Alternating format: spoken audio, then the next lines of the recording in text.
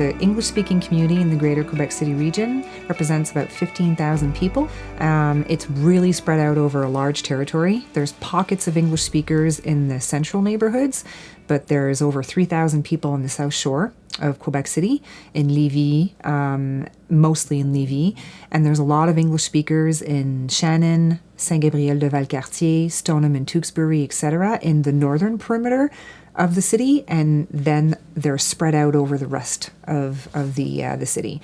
So very, very dispersed. The makeup of the community has changed significantly over the years with the influx of a lot of newcomers. It's extremely diverse now, where it's from all over the planet.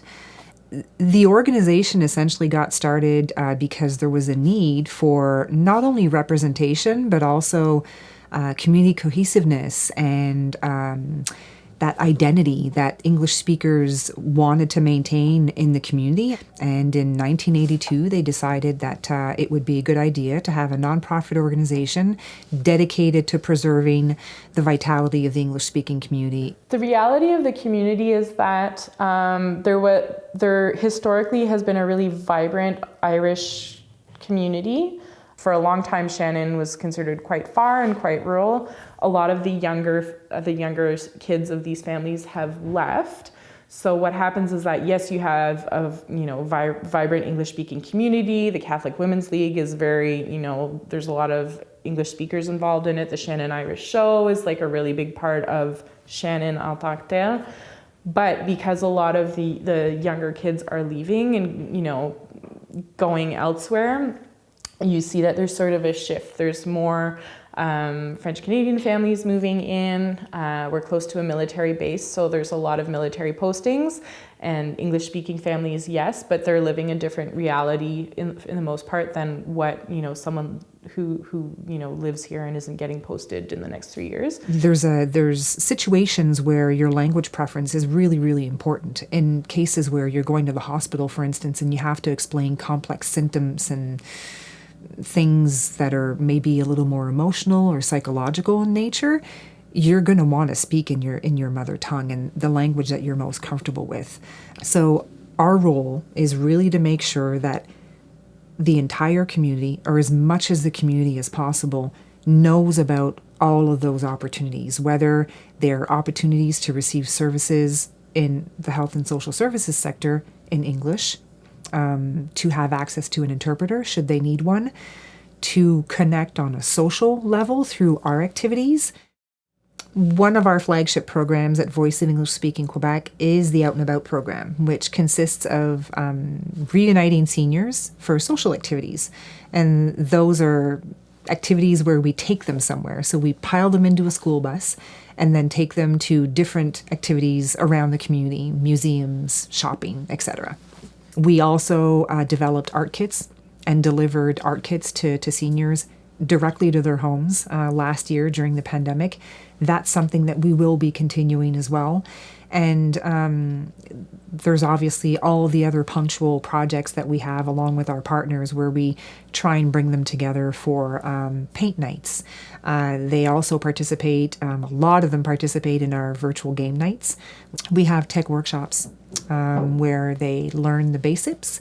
And we also have the volunteer income tax program that most of the people who benefit from that free service are seniors. It's a nice hub of information for the English-speaking community, and it does allow that space to meet, whether it be with seniors, whether it be with even regular everyday people, newcomers, that they know that there is this English-speaking community, which is tight-knit and which offers a lot of services that they can have in English. The challenge that some of the seniors have is the language issue, where some of them are bilingual, but some of them aren't as bilingual. So it's more of a concern for health matters. I think that's a recurrent theme that you hear, accessing, making sure that you can get service in English in a CLSC or in a hospital.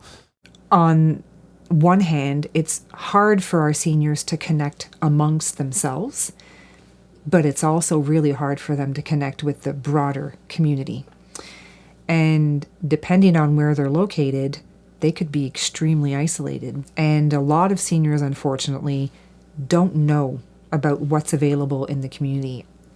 And it's tough to go and get them. There's this fear, I think, specifically when you're trying to reach isolated seniors to improve their social participation, which is one of our main focuses, that if someone's asking questions about their well-being and how often they're getting out and if they would like to participate in social activities, they're afraid of sharing too much information, because the minute you start going down that road, especially if they're seniors that are living alone, and a lot of them do, and they don't have family close by, they're afraid to lose their autonomy. That's the only thing that they have left.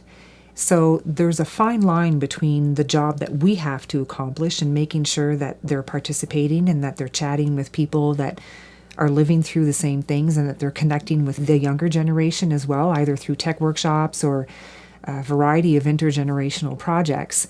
But we always have that in the back of our minds.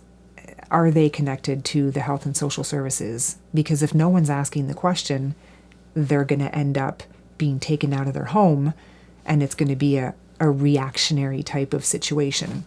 And that's what, as a community, not only us, but as a community, we want to try and avoid.